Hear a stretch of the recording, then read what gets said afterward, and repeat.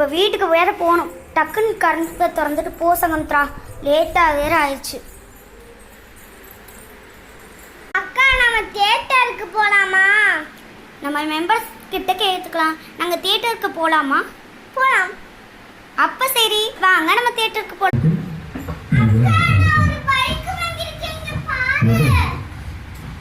வாரிசு படம் சூப்பரா இருக்குல்ல? இருக்கு படம்.